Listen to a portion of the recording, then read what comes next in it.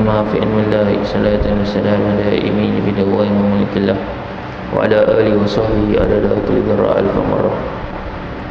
اللهم صل صلاة كاملة وسلم سلاما تاما على سيدنا محمد الذي تحول به العقر وتنفرج به الكرب تقضى بالحوائج وتنال بالرغائب وحسن الخواتيم ويستسقى الله بوجهه الكريم وعلى آله وصحبه في كل لمحة ونفس بعدد كل معلم لو كان أويت تعلمه وتعلم والتذكر والتذكير والنفع والانتفاع والإفادة والاستفادة والإحسان التمسك بكتاب الله وسنة رسوله صلى الله عليه وسلم والدعاء إلى الهدى والدلالة الخير ابتغاء الله ومرضاته وكرده وثوابه سبحانه وتعالى. أما بعد. Alhamdulillah, pertama-tama dan selama-lamanya kita merafakkan setinggi-tinggi syukur kita ke hadrat Allah Subhanahu wa taala, kerana dengan limpah dan izin dan inayahnya Allah Subhanahu wa taala masih lagi mempertemukan kita pada pagi ini. Selawat dan salam ke atas junjungan baginda Muhammad sallallahu alaihi wasallam, kerana berkat perjuangan oleh baginda Nabi sallallahu alaihi wasallam dapat lagi kita merasai nikmat iman dan ihsan. Alhamdulillah. Tuan dan puan sekalian jemaah yang dirahmati Allah Subhanahu wa taala, kita menyambung kembali pembacaan kitab Ayyuhal Walad karangan Al-Imam Hujjatul Islam Abu Hamid Muhammad bin Muhammad Al-Ghazali At-Tusi radhiyallahu taala anhu. Kita berada pada nasihat yang ke-10 dan bertajuk bangunlah beribadat pada waktu malam. Bismillahirrahmanirrahim. Qala musannif Allah Ta'ala wa nafa'na bi ulumi fid darain amin ya rabbal alamin. Ayyuhal walad, wahai anakku yang tercinta, seandainya ilmu semata-mata itu cukup bagi engkau dan tidak perlu kepada amalan, maka tidak ada faedahnya seruan suci di tengah malam. Seperti disebutkan, hal min sa'ilin, hal min mustaghfirin, hal min ta'ibin. Adakah di sana orang yang meminta sesuatu? Adakah di sana orang yang meminta ampun? Adakah di sana orang yang bertaubat? Diriwayatkan bahawasanya sebahagian daripada sahabat menyebutkan tentang keindahan kepribadian Sayyidina Abdullah bin Umar radhiyallahu taala anhuma di sisi baginda Rasulullah sallallahu alaihi wasallam. Lalu baginda bersabda, ni'mar rajulu huwa law kana yusalli bil lail. Artinya Sayyidina Abdullah bin Umar radhiyallahu taala anhuma itu sangat baik orang, apakah lagi kalau beliau bangun solat di waktu malam. Tuan sekalian jamaah yang dirahmati Allah Subhanahu wa taala, maka di dalam nasihat yang seterusnya ini bagaimana Al-Imam Al-Ghazali radhiyallahu taala anhu nak mengajarkan kepada kita, kalaulah ilmu semata-mata dan Allah Subhanahu Wa Taala boleh mengangkat darjat manusia, tetapi ilmu semata-mata sebenarnya tidak mencukupi kerana ia perlu diikuti dengan amalan. Kalaulah ilmu semata-mata yang boleh menyebabkan seseorang masuk ke dalam syurga, maka amat rugilah. Sebab di sana tuan-tuan banyak ayat-ayat Al-Quran, perintah-perintah dalam Al-Quran dan juga di dalam hadis-hadis Nabi sallallahu alaihi wasallam memerintahkan kepada kita pertama menuntut ilmu, kemudian diikuti dengan amalan. Innal ladzina amanu wa amilus solihat. Contoh ayat. Sesungguhnya orang-orang yang beriman dan diikuti dengan melakukan amal soleh. Maka banyak ayat Al-Quran antaranya aqimus solah wa atuz zakah. Dirikanlah solat, tunaikan zakat. Itu perbuatan, amalan. Maka ilmu semata-mata belum mencukupi untuk melayakkan seseorang masuk ke dalam syurga, tetapi ia perlu diikuti dengan amalan. Maka ilmu ini kalaulah diumpamakan seperti hujan yang turun ke bumi, maka siapa pokok ataupun tumbuh-tumbuhan yang menyerap air hujan tadi, menyerap ilmu tadi, maka dia akan membuahkan hasilnya masing-masing. Contohnya hujan tadi turun ke bumi lalu diserap oleh pokok durian, contohlah. Maka pokok durian tadi dia akan mengeluarkan hasilnya, buahnya. Kalau hujan tadi, ilmu tadi, dia turun ke bumi lalu diserap oleh siapa? Oleh pokok apa? Pokok mangga contoh. Kalau oleh tu harum manis, maka pokok tadi dia akan mengeluarkan hasilnya, ini buahnya tuan-tuan. Tapi kalau pokok tadi hujan yang sama turun ke atas muka bumi, diserap oleh pokok ketum ataupun ganja contoh. Apa nama pokok ganja? Bunga dia, daun lupa. Contohlah. Maka dia akan menjadikan orang yang mengambilnya, dia akan merosakkanlah. Ni tuan-tuan, maksud dia apa? Ilmu tadi dia akan membuahkan hasil. Kalau orang tu orang yang baik dengan ilmu tadi tuan-tuan, maka dia akan beramal dengan ilmu tadi. Apa guna tuan-tuan? Sebagai contoh, dia menghafal Al-Quran, tapi dalam masa yang sama dalam ayat Quran itu adanya perintah tentang mendirikan solat, tetapi dia sendiri tidak solat. Jadi bermanfaat tak apa yang dihafal tadi tuan-tuan? Sudah pastilah tidak akan membantu dia. Kenapa? Apa yang dihafal tadi kalau diibaratkan sebagai ilmu, maka sudah pastilah ilmu tadi perlu diterjemahkan dalam bentuk amalan. Ini tuan-tuan. Maka banyak perintah-perintah di dalam Al-Quran menyuruh kepada kita untuk beramal dengan ilmu tadi.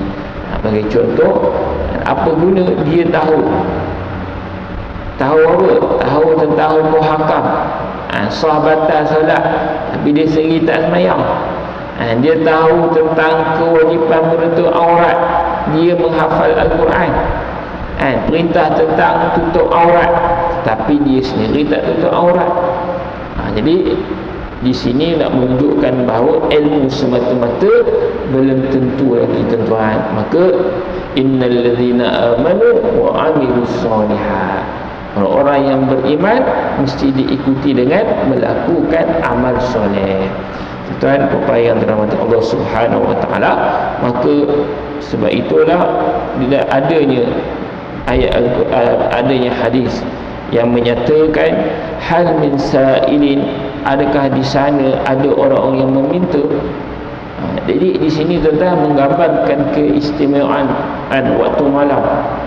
Di saat mana manusia sedang tidur, maka Allah Subhanahu Wa Taala menurunkan rahmatnya dan mencari para hamba-Nya yang meminta-minta kepada Allah Subhanahu Wa Taala pada waktu malam. Sebab itu malam itu adalah pakaian bagi orang-orang para wali Allah Ta'ala. Pakaian di sini bermaksud pada waktu itulah mereka akan meminta bermunajat kepada Allah Subhanahu wa taala. Bagi kita orang awam, tuan-tuan, malam tu adalah waktu rehat, waktu tidur. Tapi bagi para kekasih Allah Subhanahu wa taala, pada waktu malam itulah, tuan-tuan, masa untuk mereka meminta-minta, merintih-rintih kepada Allah Subhanahu wa taala. Di situlah waktunya, waktu mustajab. Dalam ayat yang lain Allah Subhanahu wa taala menceritakan tentang kelebihan penghujung waktu sahur sebelum masuknya waktu subuh. Wabil asharihu yastaghfirun. Pada waktu sahur itu mereka meminta ampun kepada Allah Subhanahu wa taala. Ini tuan-tuan, ini adalah para kekasih Allah Subhanahu wa taala pada penghujung waktu sahur, mereka beristighfar, meminta ampun kepada Allah Subhanahu wa taala. Maka kita nak mengadu kepada Allah Subhanahu wa taala, mengadulah pada waktu malam. Tapi kita manusia tak mau, tuan-tuan. Kita lebih suka mengadu kepada manusia. Betul tak? Bukan salah, tuan-tuan, tapi itulah realitinya kita ni, tuan-tuan. Hari ni ada Facebook, semua mengadu dekat Facebook. Betul tak? Facebook pun tulis what's on your mind. Apa yang ada dalam kepala. Hari ni teringin nak makan nasi kandar, contoh. Teringin nak sekian. Ya Allah, tak pernah dia mengadu kepada Allah Subhanahu wa taala, meminta-minta kepada Allah Subhanahu wa taala. Sedangkan Allah Subhanahu wa taala bertanya, siapakah di sana? Adakah di sana para hamba-hambanya yang meminta sesuatu kepada Allah Subhanahu wa taala? Maka carilah, mintalah pada waktu malam, di saat mana orang sedang tidur. Dan hal min mustaghfirin, adakah di sana ada orang yang meminta ampun kepada Allah Subhanahu wa taala? Tuan-tuan, nak cerita apa, tuan-tuan? Nak cerita tentang ibadah pada waktu malam. Tuan-tuan, jadi ibadah pada waktu malam ni bukanlah tidur semata-mata. Iaitu apa? Bangun untuk beribadat kepada Allah Subhanahu wa taala. Sebab itu kita pelbagaikan. Kalau kita berasa letih, mungkin kita mayang 2 rakaat tu letih dah. Pada waktu malam, maka duduk ambil tasbih, tuan-tuan, berzikir, astagfirullahalazim, subhanallah dan sebagainya, selawat, baca, ganti dengan zikir. Aku dah rasa letih pula, ambil Quran, bacalah 1-2 ayat contoh. Nak apa? Nak mengelakkan rasa letih dan juga jemu beribadat pada waktu malam tadi. Ni, tuan-tuan, sebab itu kita ni kalau terutama bulan Ramadan tu dia pula pada waktu malam. Betul tak? Pertama lepas isyak kita tarawih dah, qiyam Ramadan. Kemudian kita tadarus, dan kita berehat.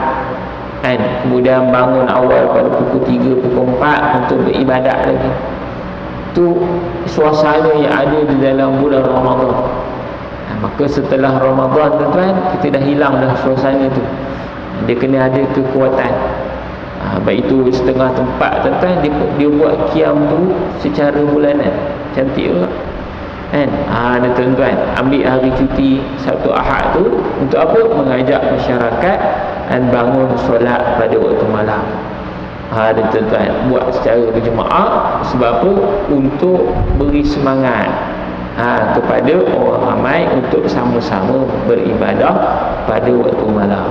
Dah boleh jadi hari biasa, mungkin dia kerja, nak bangun awal tu dia payah sikit lah. Maka ambil hari cuti tu untuk apa? Untuk bangun pada waktu malam, untuk beribadat kepada Allah Subhanahu wa taala. Sebab itu suara ni mainkan peranan penting, terutama bagi imam. Kalau dia buat qiyam mulai tu, kita suka imam yang suaranya mendayu-dayu. Ialah kita tengah waktu malam tu, kan, dan beristighfar. Hatta kalau tak ada suara yang sedap sekalipun, kita pada waktu tu tuan-tuan bangun, pukul 3, pukul 4, dan kita beribadat, kita zikir, tuan-tuan, kita istighfar, Kadang-kadang tu dengan suara kita sendiri itu pun tuan-tuan sudah cukup untuk mengalirkan air mata kita. Sebab apa? Kerana terlalu banyaknya dosa-dosa kita. Kenal dosa-dosa kita tuan-tuan, kita mohon ampun kepada Allah Subhanahu wa taala. Hal min taibin, adakah di sana orang yang mau bertaubat, mau kembali kepada Allah Subhanahu wa taala? Maka Allah Subhanahu wa taala berfirman dalam Al-Quran, wasari'u ila maghfiratin min rabbikum wa jannatin arduha as-samawati wal ard u'iddat lil muttaqin. Bersegeralah kamu kepada keampunan Allah Subhanahu wa taala. Fafirru ila Allah, berlarilah, berkejaran, bersegeralah kamu kepada keampunan Allah Subhanahu wa taala. Allah menyeru kepada kita tentang agar kembali kepada Allah Subhanahu wa taala. Supaya apa? Supaya kita ni tuan-tuan segera beristighfar, bertaubat kepada Allah Subhanahu wa taala. Betapa luasnya rahmat Allah Subhanahu wa taala mengatasi kemurkaannya. Bahkan Allah Subhanahu wa taala membuka peluang yang sangat banyak kepada kita, iaitu peluang-peluang jalan-jalan keampunannya. Betul tak? Sebagai contoh, kita mari, sebelum kita mari dekat rumah, kita ambil wuduk. Bila kita ambil wuduk tu tuan-tuan, air basuhan anggota wuduk tu tuan-tuan, dia tidak akan jatuh, melainkan gugur bersekali apa? Dosa-dosa kecil. Ini Nabi sebutlah hadis. Betul tak? Kemudian kita berdoa lepas ambil wuduk dan kita solat sunat wuduk, kemudian kita berjalan menuju ke masjid, maka setiap langkahan kita berjalan menuju ke rumah Allah Subhanahu wa taala tadi, maka setiap langkahan tadi dia tidak berlalu, melainkan ketika itu tuan-tuan turut sama apa tuan-tuan dapat pahala, dan dalam masa yang sama ia menggugurkan dosa-dosa kita. Ni tuan-tuan. Kemudian itu baru berjalan sehinggalah kita sampai ke dalam masjid dan kita solat sunat tahiyatul masjid. Lepas tu tuan-tuan, selagi mana kita berada dalam masjid, selagi itulah kita ni mendapat keampunan para malaikat. Malaikat mendoakan keampunan kepada kita, sehinggalah kita balik ke rumah. Kemudian setiap langkahan tadi tuan-tuan, dia tidak berlalu melainkan gugur dosa-dosa kecil. Ini cerita bahawa semayang berjemaah.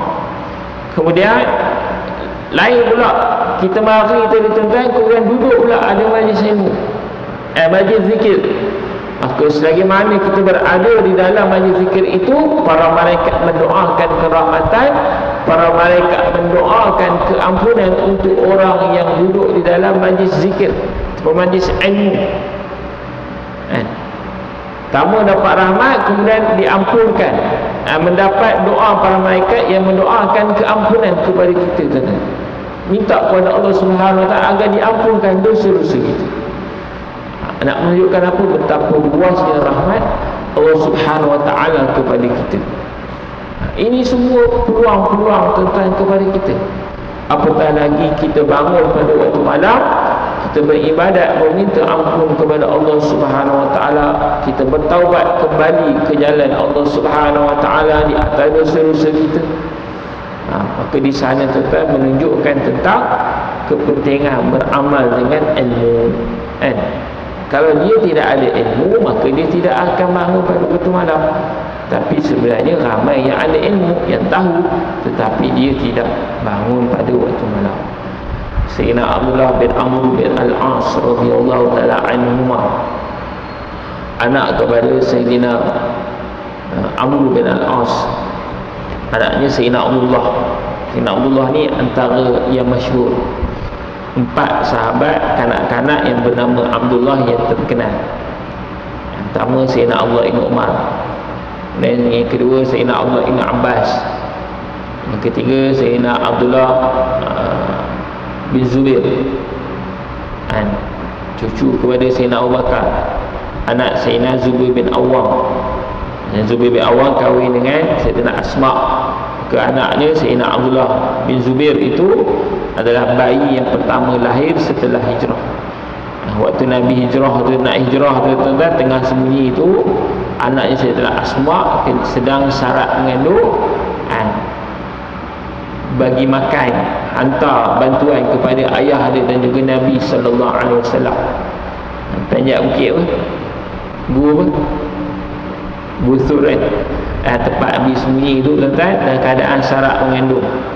Lalu hijrah tuan-tuan, dan dia melahirkan anak tuan-tuan yang Sayyidina Abdullah bin Zubair, iaitu bayi yang pertama lahir setelah hijrah. Kemudian yang keempat Sayyidina Abdullah bin Amr bin al-As radhiyallahu taala anhuma. Jadi ini antara 4 sahabat kanak-kanak yang terkenal. Beza Sayyidina Abdullah bin Amr bin al-As dengan Sayyidina Abu Hurairah tuan-tuan dari segi hafalan hadis. Sayyidina Abdullah bin Amr bin al-As ini dia menghafal dan juga dia mencatat. Adapun Sayyidina Abu Hurairah ini lebih kepada hafalan, dia tidak mencatat. Ini tuan-tuan. Sayyidina Abdullah bin Mas'ud itu sahabat yang tua. Sebab Sayyidina Abdullah bin Mas'ud antara sahabat yang awal masuk Islam. Sebab itu dia ada 4 orang sahabat yang bernama Abdullah, yang kanak-kanak yang terkenal, yang budak lagi lah, muda lagi.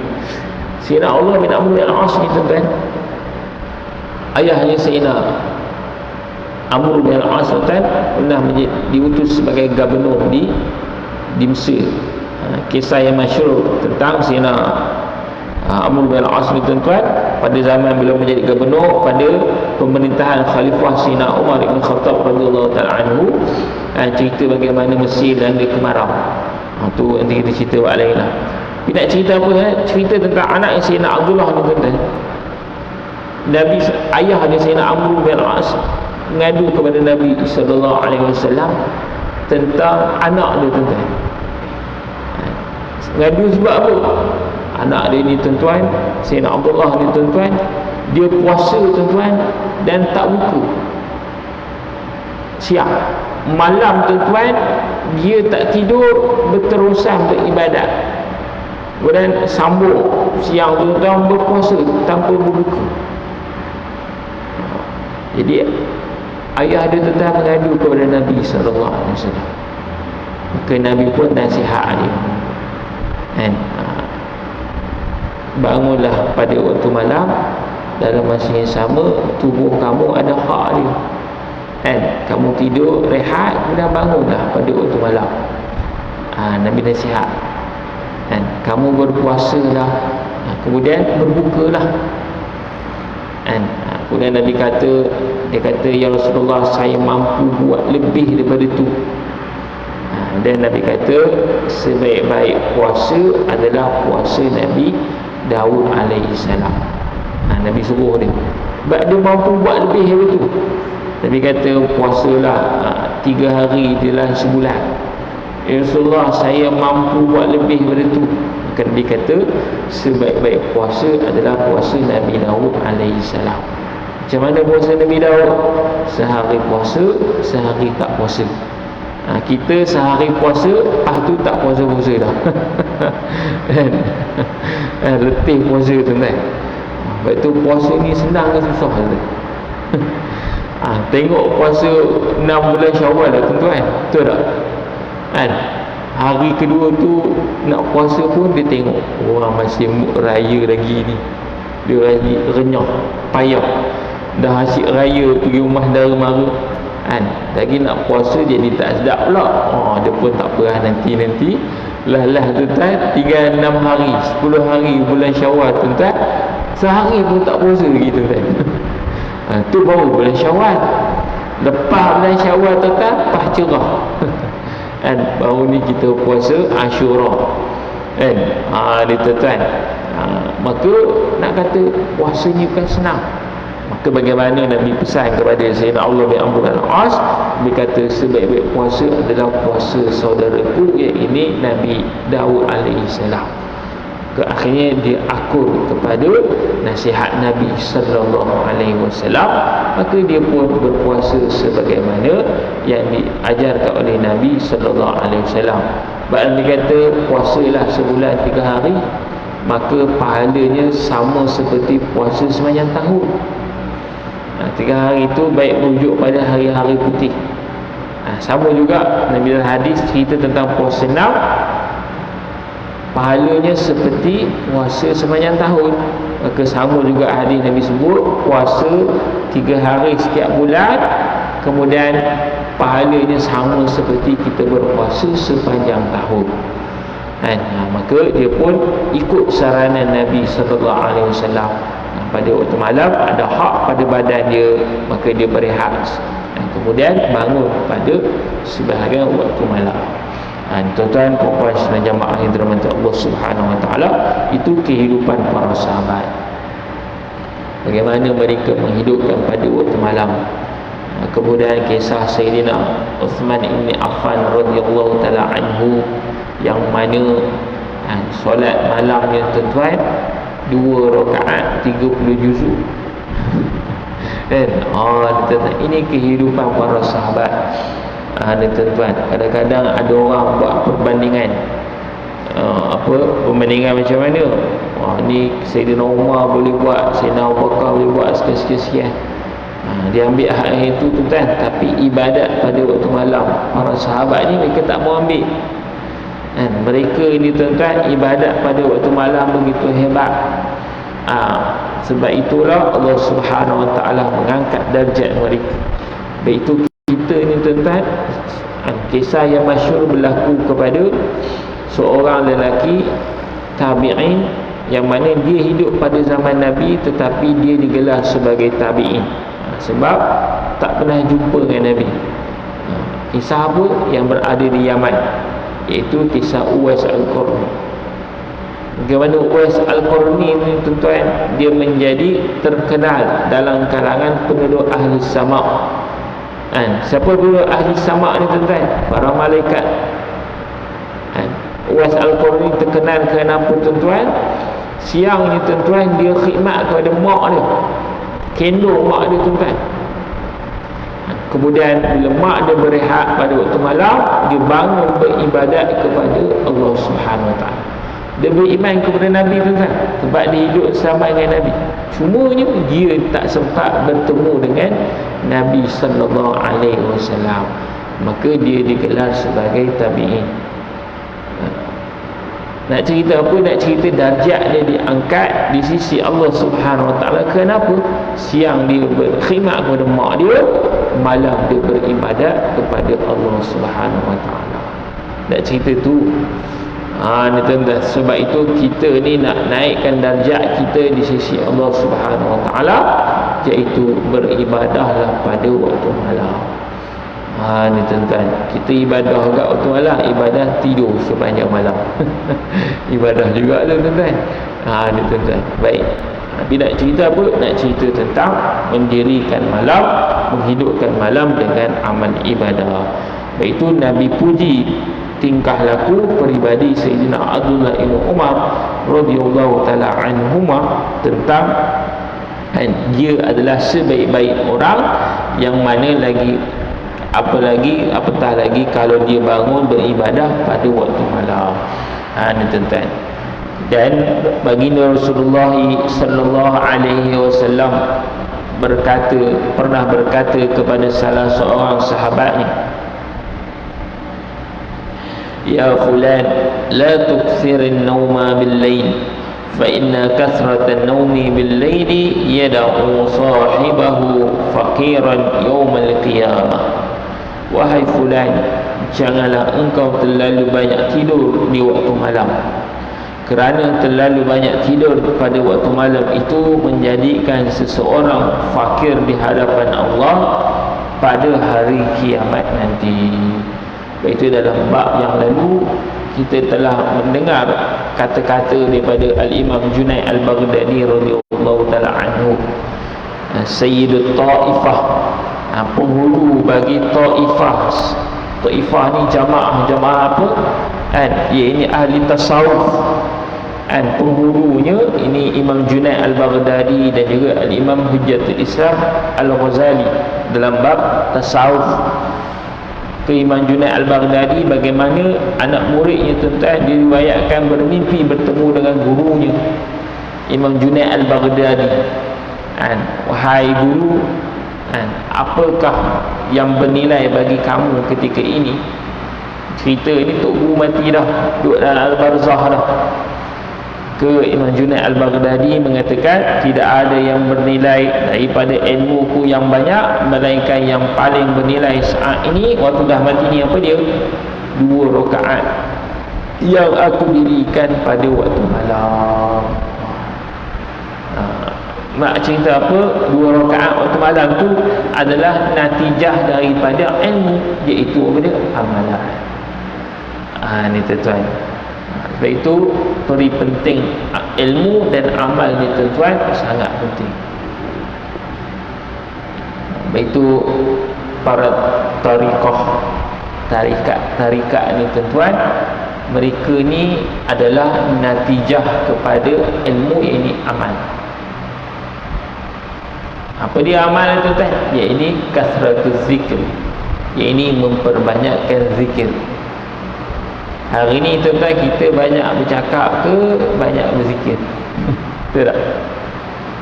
Sebab tu tarikat ni tuan, dia berzikir banyak. Itu semua adalah natijah kepada amalan, iaitu natijah kepada ilmu, iaitu amalan, ini berzikir, kasratul zikir. Banyak berzikir mengingati Allah Subhanahu Wa Taala.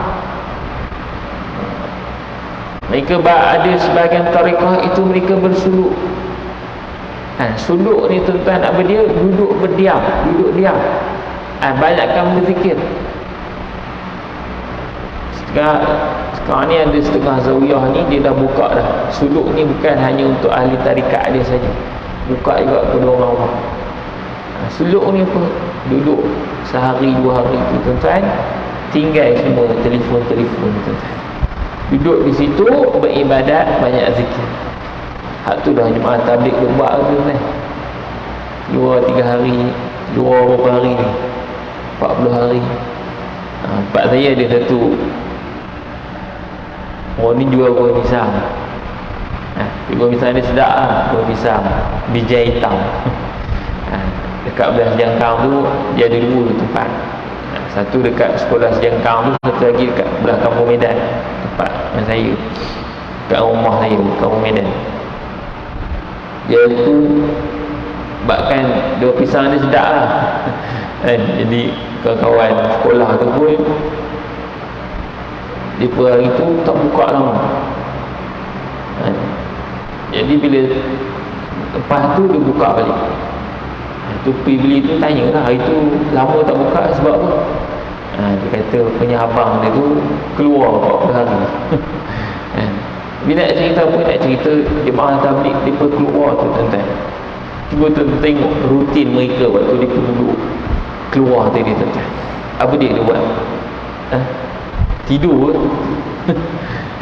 Dia pergi isi dengan ta'lim, pengurusan kendiri, ada jodoh masak, berkemas, kemudian keluar pergi ke rumah, ajak orang datang ke masjid. Hak tu lah tuan-tuan, suluk.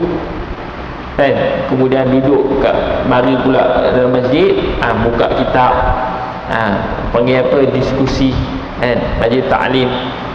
Kemudian mari waktu makan, ada tukar masak dia, kemudian mari makan sama-sama, duduk beramal bagaimana sunnah Nabi waktu makan.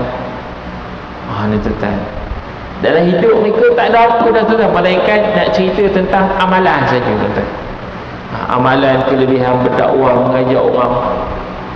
Kemarin kita tengok dekat sambil dia duduk kempen tuan-tuan, ada Ustaz Syukur Omar calon dekat Kota Negeri. Dia baik rapat dengan Datuk Seri Zainal, apa ni, Zahafiz Travel. Dia punya pengurusi Datuk Seri Zainal, duduk rumah dia kat Shah Alam. Sebab dia baik. Kemarin tengok kat Facebook Ustaz Syukri Omar tu Datuk Sri Zainal tu telefon suruh mari dekat surau dia, ada orang nak masuk Islam, 2 orang Cina masuk Islam. Tu yang Nabi kata, tuan-tuan, kalaulah dengan sebab seseorang itu menerima hidayah masuk Islam, Nabi kata itu lebih baik daripada kamu memiliki humrin ni'am. Ini unta merah. Unta merah ni kalau kita hari ni, tuan-tuan, lebih kurang macam kita Lamborghini kita Ferrari mahal. Tapi Nabi kata, kalaulah dengan sebab kita orang tu masuk Islam, mendapat hidayah masuk Islam, itu lebih baik daripada kita memiliki kereta yang mahal, kenderaan yang mahal. Ni tuan-tuan, nak cerita apa tuan-tuan? Ni dakwah ni. Dakwah apa? Mengajak orang kepada agama Allah Subhanahu Wa Taala. Boleh jadi dia masuk Islam tadi, kadang-kadang masuk Islam sebab apa? Kerana nak kahwin, contoh. Ada orang tuan-tuan, dia masuk Islam sebab apa? Sebab dia duk cari-cari kebenaran dalam beragama dan juga Tuhan itu. Maka dia dapat hidayah dengan sebab pencarian dia. Boleh jadi dengan sebab dia berkawan dengan kita. Sebab itu kita yang ada kawan sekerja bukan Islam, tuan-tuan, apa kita dah buat, tuan-tuan, untuk ajak dia kepada masuk kepada agama Islam. Ke kita ajak medang saja, ajak minum je. Tuan-tuan. Baik. Wahai anakku yang tercinta, hendaklah engkau selalu mengingati firman-firman Allah Subhanahu Wa Taala, wa minal laili fatahajjad bih. Surah Al-Isra ayat 79. Dan hendaklah engkau bangkit sembahyang tahajud pada sebahagian pada waktu malam. Itu qiyamul lail ini adalah satu kewajipan bagi Nabi. Adapun kita, ia satu sunnah yang sangat-sangat dituntut. Ni tuan-tuan. Sebab itu Nabi qiyamul lail adalah satu kewajipan. Ya ayyuhal muddathir qum fa'anzir. Wahai orang yang berselimut, bangunlah dan berilah peringatan.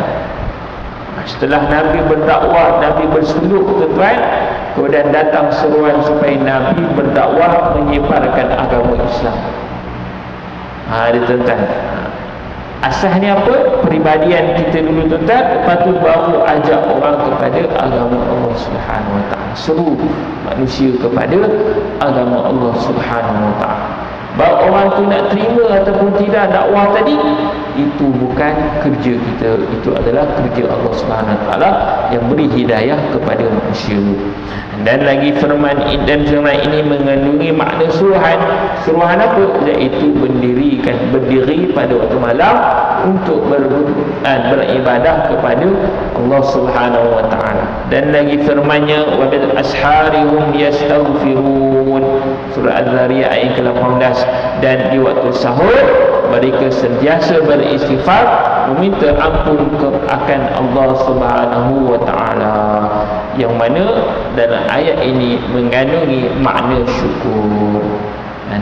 Maka tanda kita bersyukur kepada Allah Subhanahu Wa Taala, kita gunakan segala nikmat-nikmat kurniaan Allah Subhanahu Wa Taala kepada kita, iaitu dalam bentuk kita mentaati segala perintah Allah Subhanahu Wa Taala. Itu tanda kita bersyukur dengan nikmat-nikmat kurniaan Allah Subhanahu Wa Taala. Allah beri kita harta lebih, tanda syukur dengan nikmat harta tadi, kita bersedekah pada jalan Allah Subhanahu Wa Taala.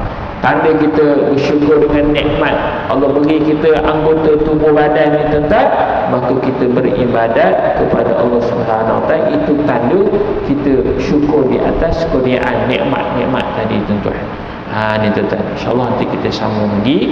Wal mustaghfirin bil ashar. Mereka yang berjaya itu ialah orang yang selalu beristighfar pada waktu sahur. Wallahu a'lam. Wa qul hadza wa astaghfirullah wa atubu ilaih. Assalamualaikum warahmatullahi wabarakatuh.